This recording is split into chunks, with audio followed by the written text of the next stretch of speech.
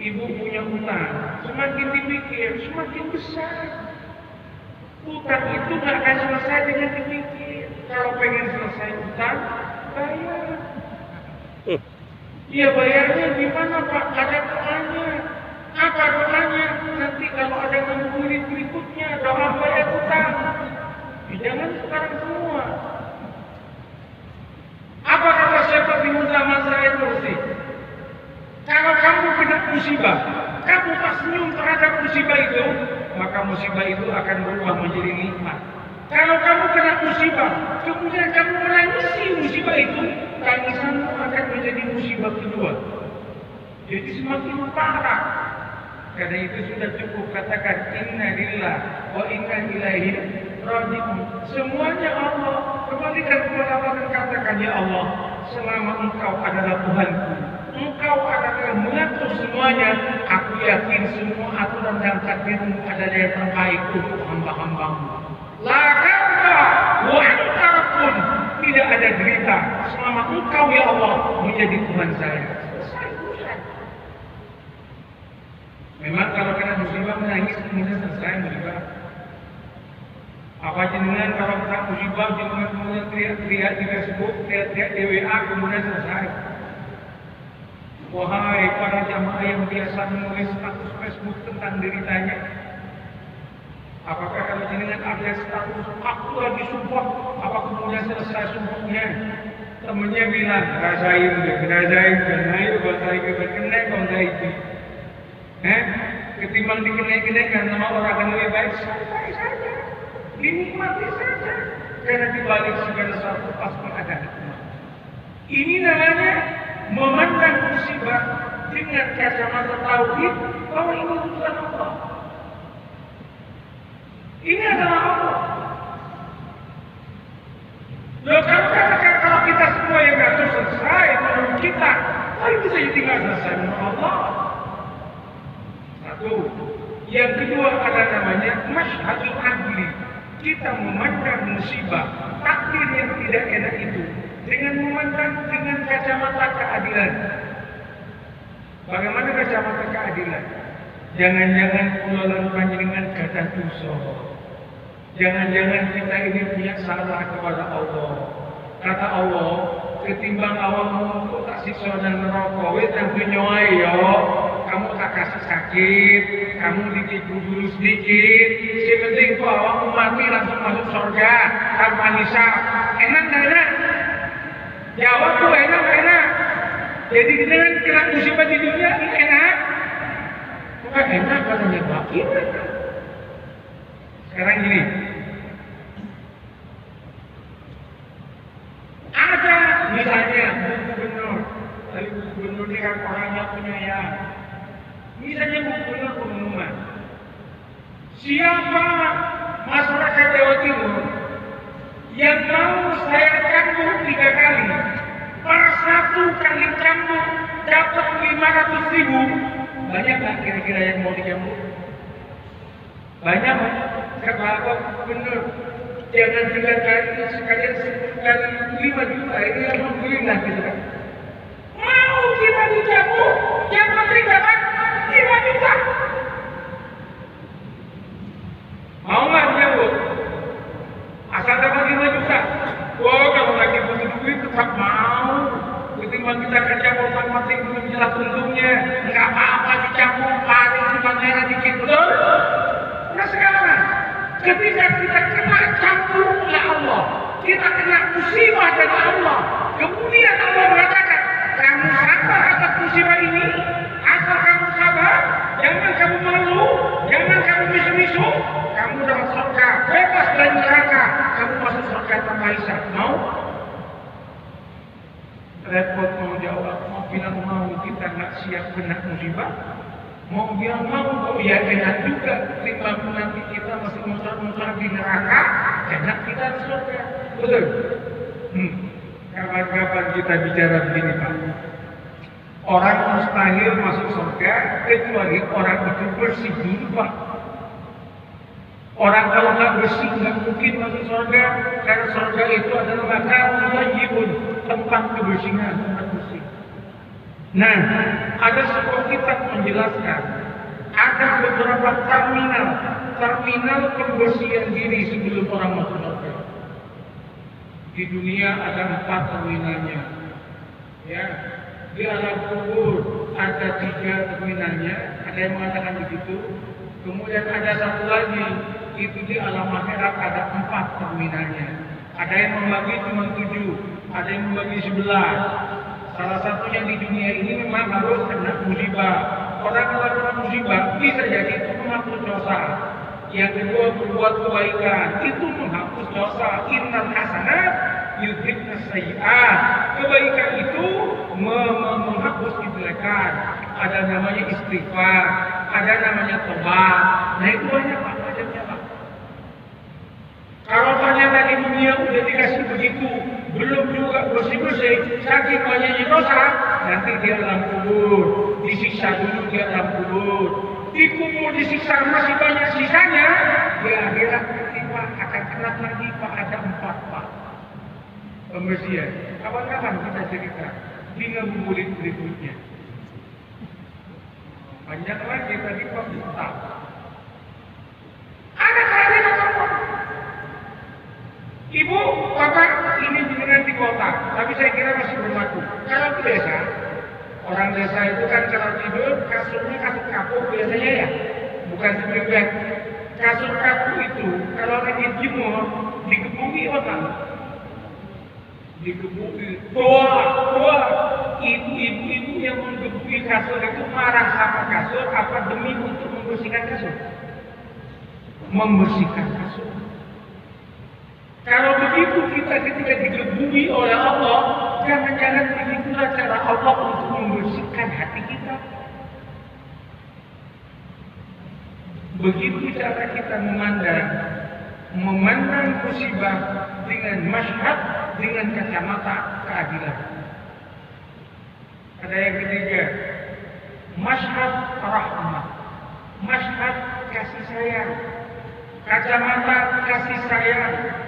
Jangan-jangan Allah memberikan sesuatu yang tidak enak bagi kita, itu adalah karena Allah sayang kepada kita. Tidak semua yang tidak enak itu karena kebencian. Bisa jadi yang tidak enak itu karena Allah sayang kepada kita. Saya kasih contoh. Obat, jamu, pahit atau manis. Rata-rata pahit. Panjenengan ketika masih kecil dulu, saya ketika kecil dulu, saya ini orang desa kan, Masya Allah, tangan saya dipegang, kaki juga dipegang, mulut dibuka, dicekoki yang namanya jamu, biar gak ngomong katanya. Saya nangis karena merasa gak enak. Orang tua tetap memasukkan itu. Mengapa orang tua memasukkan? Karena benci sama saya, apa karena sayang sama saya? Saya mati juga dengan Allah Subhanahu wa Ta'ala. Jangan-jangan musibah yang ditimpakan oleh Allah, jangan-jangan takdir yang kita rasakan tidak enak saat ini kepada kita, jangan-jangan itu juga karena Allah sayang kepada kita. Ada orang semalam suatu batuk, dia ngomong sama Allah, ya Allah, kenapa kok saya batuk terus? Polidin sudah saya minum, bukan hanya satu sendok, 2 sendok, botolnya sudah tak minum, tapi mengapa kok tak terbatuk? Gimana ini ya Allah? Ngomong sama Allah. Besok paginya baru tahu bahwa tadi malam ada maling, tetangganya kemalingan. Cuma rumahnya dia yang tidak tercuri. Gara-gara maling ketika lewat bilang, jangan, ini orangnya masih belum tidur. Padahal orangnya karena batuk-batuk, berarti batuk-batuk karena memang mau diselamatkan oleh Allah. Ini contoh ringan, Pak. Ini contoh ringan.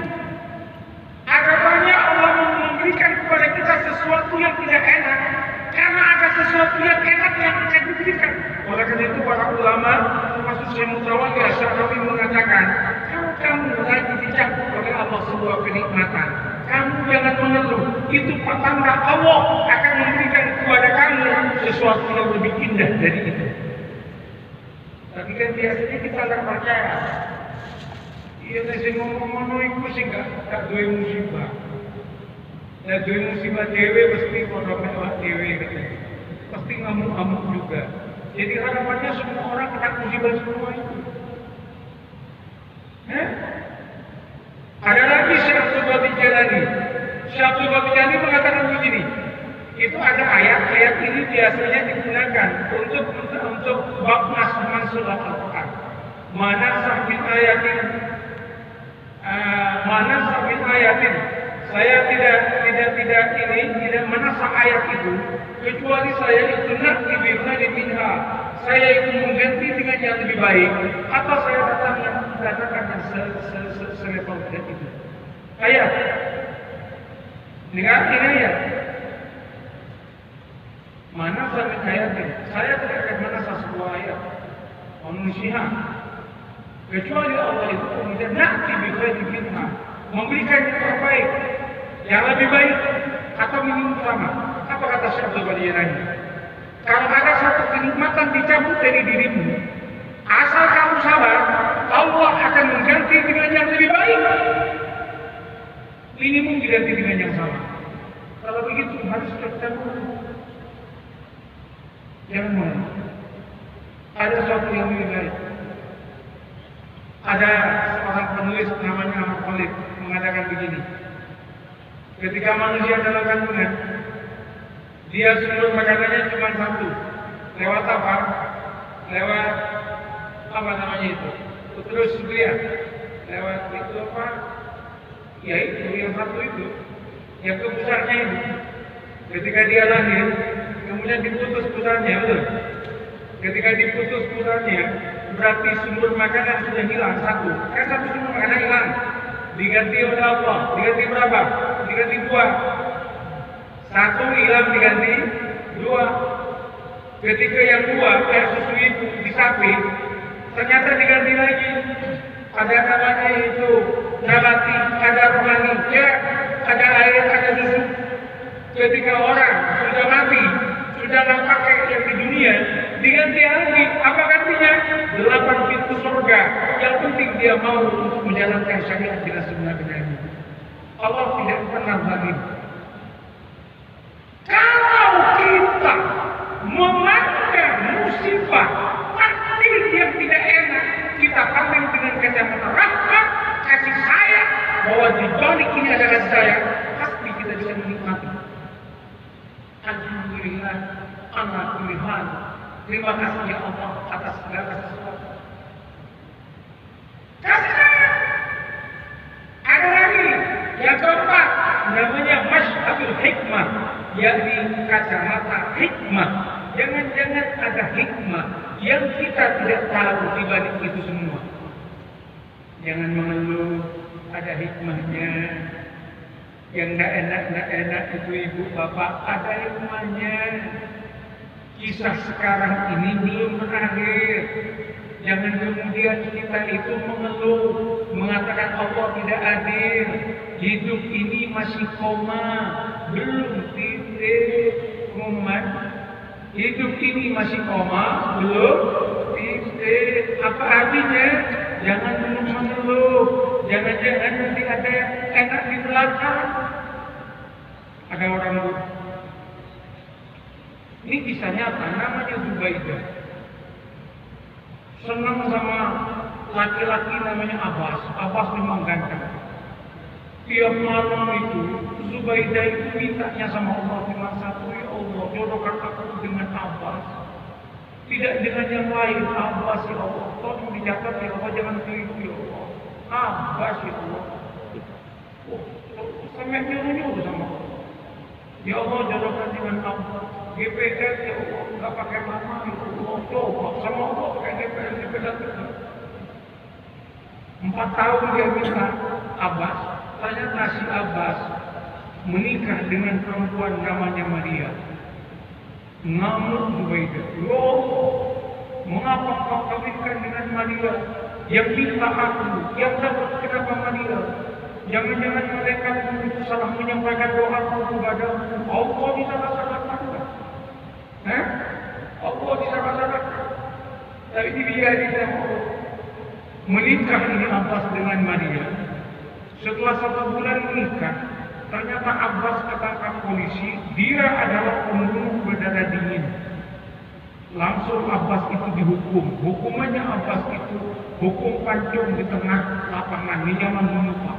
Dipancung diumumkan bahwa Abbas yang ganteng itu dihukum mati. Zubaidah kaget. Zubaidah langsung sholat mengatakan, ya Allah, terima kasih nggak jadi dengan Abbas ya Allah. Kalau udah jadi dengan Abbas, aku jadi janda yang nggak jelas ya Allah. Terima kasih dulu nggak dijodohkan ya Allah. Dulu misu-misu sama Allah. Sekarang terima kasih sama Allah. Coba bayangkan. Ini contoh. Ada banyak tau. Makanya kalau ada kita, jangan langsung ngamuk. Ngamuk, dikit-dikit ngamuk sama tetangga, salah sedikit ngamuk. Tiba-tiba 4 tahun kemudian jadi besar.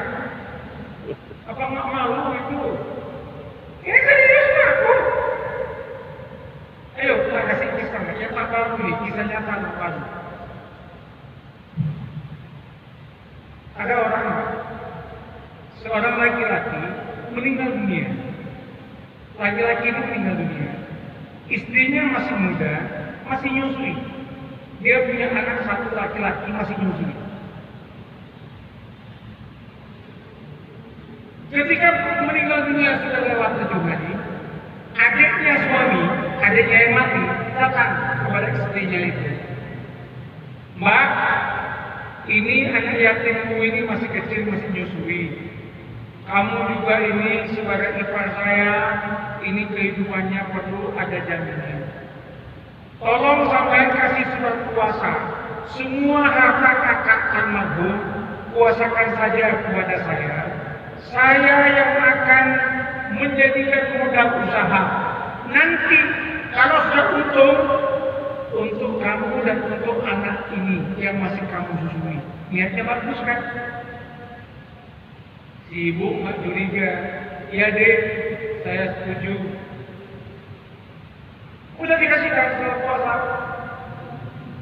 Ternyata semua tanah, aset dijual semua oleh adiknya. Ketika dijual, langsung dibawa ke Amerika. Betul, di Amerika dia usaha. Usahanya jual beli mobil. Kaya apa? Jadi miliarder. Akhirnya dia menikah di Amerika dengan wanita Amerika. Menikah akhirnya punya anak 2. 15 tahun dia usaha di Amerika, menjadi miliarder dia. Apa yang terjadi? Wah, hebat, dia terkenal. Dia bilang sama istrinya, Mama, pakai bahasa Inggris atau pakai bahasa Indonesia? Bahasa Indonesia saja.